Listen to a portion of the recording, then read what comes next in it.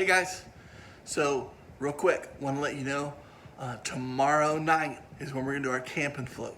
So if you're wanting to go, there's lots of information. I'll be posting on Facebook. We've also got a newsletter email that went out to your parents. If you're wanting to go, you need to let me know tonight, okay? It's be a lot of fun. See you out there. Welcome everybody. So excited to have you guys with us. Got a lot of great things, getting ready to head into worship, so be preparing your hearts for that. Do want to let you know that next week we're going to be meeting at White Deer Park. So you need to bring a chair. If you're going to sit closer than 6 feet to anybody, you need to bring a mask. If you want to sit 6 feet or further apart when we do our kind of devotional time, you don't have to, your mask is optional then. But we're going to do some games. I'll probably play Ultimate, maybe a few other things. And then, so we're meeting there at 6:30. And then we'll have our devotional. I'll do a devotional. And then we'll kind of go back to just kind of enjoying ourselves out there. So 6:30 to 8 at White Deer Park. It's in the newsletter and information about where exactly there. But it's where we played Ultimate last year. And so we're looking forward to kind of seeing everybody and getting together with everybody and all that. So that's next week. But tonight we've got some worship, and then we're going to finish up our series on what to do. So let's head into worship.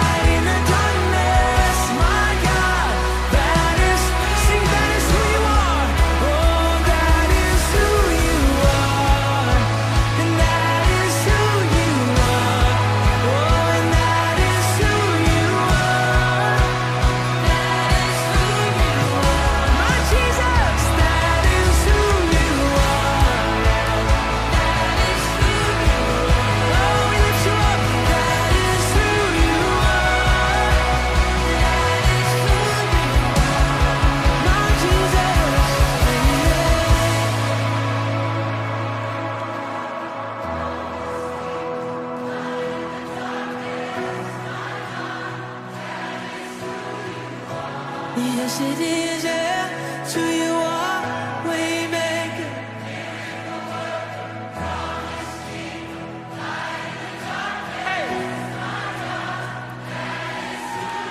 Let's sing this together. Even when I don't see it. Come on, even when I don't see it, you're working. Even when I don't feel it, you're working. You never stop working. You never stop working. Come on.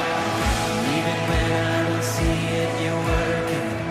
Even when I don't feel it, you're working. You never stop working.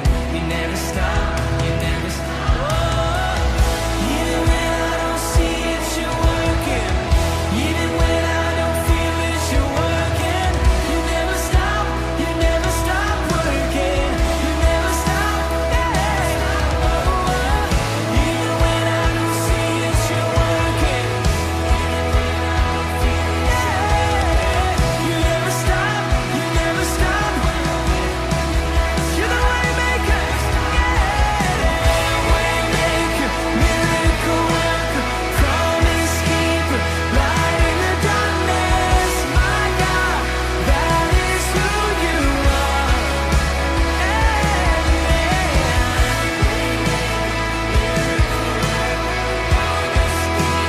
Light in the darkness, my God, that is who you are. Oh, that is who you are. Oh, and that is who you are. That is who you are. Oh, that is who you are. Oh, it's who you are, my Jesus. Miracle worker.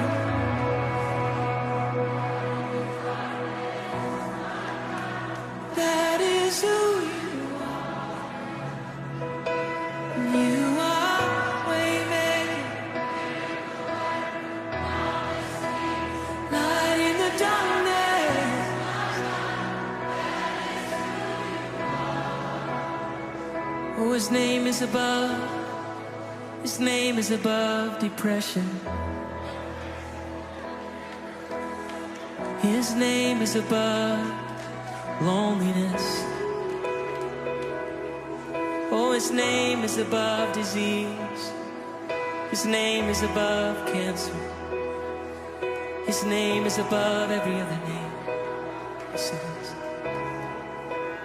that is who you are. That is who you are. Jesus, and that is who you are. Oh, I know that is who you are.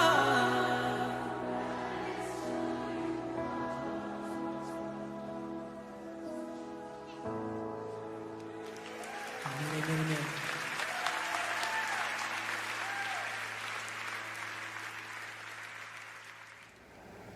God, we thank you for this time of worship. I pray that you would be with us as we hear your word, as we hear the conclusion of the Joseph story.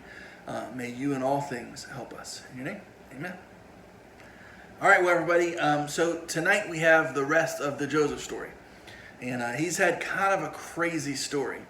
And we're going to talk about this word payback and this word peace. So payback. Payback's a word that oftentimes we associate with negative, but it can be good. Like, you know, if we're out to eat and you're like, I don't really want anything. It's like, nah, it's because you don't have any money. I'd be like, hey, I can pay for your food. And you'd be like, hey, yeah, I'll pay you back. I'll pay you back. Right? That's the good version. Me buying you little tacos or whatever it is. We've all had moments where we needed some help paying for something. And we told them we'd pay it back. And, you know, sometimes they just say, nah, don't worry about it. And, well, I'll just get you next time. And, you know, we have ways to pay back. And so there's the good version of it. But then there's also the bad version. You're gonna get your payback. Now, in our story, Joseph has a lot of people that he could have wanted payback against. starting with his own family, his brothers. They sell him into slavery after considering killing him, and they sell him into slavery and all this kind of stuff. And if I was him, I would have wanted payback. So then he's a slave in Egypt. And so, he's a slave, he has no rights and all this kind of stuff, kind of works his way up, and then all of a sudden, boom, gets sent to prison. So now he's a slave in prison in Egypt. And it gets worse. Oh, man. And then he's in prison and he interprets 2 dreams. We talked about this last week, and said, hey, don't forget me when you leave this place, or, try to get me rescued. And what's happened? Forgotten about for years by the guy he helped. So now, man, you think maybe he wants his payback. So finally he's remembered. He goes before Pharaoh. Pharaoh begins to trust him. Eventually Pharaoh puts him in charge of the entire kingdom, basically. So it's amazing. And so there's this moment where he's picked over everybody else to be in charge of the kingdom, second only to Pharaoh, basically. And he begins, and it prospers. And so there's 7 years of plenty, and they have all sorts of food and everything, and they build these great grain storages, and they store this extra food and all this kind of stuff, because 7 years of famine is coming. And famine means that food wouldn't grow, there's going to be bugs and stuff eat the food, there's just going to be problems. And so there's going to be shortages. And so they store up all this food, and they have so much that even in the 7 years of famine, they have extra and can sell it, and it makes the kingdom even more powerful and have more wealth. And so, of course, Pharaoh's pleased. Well, in the middle of all that, in a distant land, Joseph's siblings and family and stuff, they run out of food because the famine stretches that far.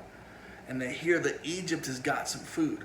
And so the brothers arrive in Egypt to go before this second command of Pharaoh in order to bargain or to try to get some food. And Joseph has a choice because he recognizes his brother. But he's probably dressed as an Egyptian. They're obviously not expecting their basically what they think is probably dead brother who they sold into slavery to be the second in command of the royal house of Pharaoh. So they don't recognize him, but he recognizes them. Man, there's kind of this story that goes where he kind of tests them to see if they've changed, and they have. And eventually it leads to this moment where he sends everyone but them out of the room. And it says that he reveals to them who he is and breaks down. And they are terrified because they know payback is within his grasp. All he has to say is no. No food for you. You're done. Or these men tried to attack me, sent him to prison. He knew how to do that, right? He'd seen that done by the captain of the guard and his wife. He could have had him sent to prison. He could have had them sold into slavery. He'd seen that done by them. Hey, I'm just going to do to you what you did to me. You guys are now going to be slaves. He'd seen that done. He could have the payback any way he wanted it. But instead, he continues to follow God. And he chooses peace over payback. So what does that have to do with us? Well, here's the thing. There's going to be some time in your life where you're going to want payback. Somebody does something to you, and maybe it's a little thing, and you're going to want to get your revenge. Maybe it's a big thing, and you're going to want to punish them in some ways. For some of us, it's when our parents tell us how to do something, and we're like, I'm going to make their lives miserable. And so we pout or we mope or we get angry or whatever. We have, I'm going to get back at them. Maybe it's over something big, maybe it's over something little, but maybe it's a friend that we feel like betrayed us. And so if they're going to tell my business, I'm going to tell their business. And you go into this payback mode. Maybe it's a relationship where it was a boyfriend or girlfriend and it's strained. And so they did something, well, I'm going to do something back. Or maybe they cheated on you, so well, then I'll cheat back. Or payback comes in a lot of different forms. But what Scripture teaches is that payback hurts you as much as, if not more, than it hurts the other person. Because payback locks us in this cycle of living inside of bitterness and pain. as opposed to the way of peace. And the way of peace says you just choose peace over payback. Now, I think Joseph did test his brothers to see if they had changed, and I think if they hadn't changed, he wouldn't maybe gone payback, but he would have just maybe sold them grain and let them go. But instead, because they had changed, he welcomed them actually into his household, and he had them bring even the father and everyone to Egypt. And they became wealthy there in Egypt. And they attained status there in Egypt. And it was because he chose peace, he wound up reconciling with his family. He wound up reconnecting with ones that we would have thought it was hopeless to reconnect to. And so we have a choice to choose peace over payback. We're going to talk about it a little more in groups in just a minute, but I want you to think just for a second. Is there a situation you've been through where you had to decide between peace and payback? And what did you choose? And how did it work out for you? And then one more question.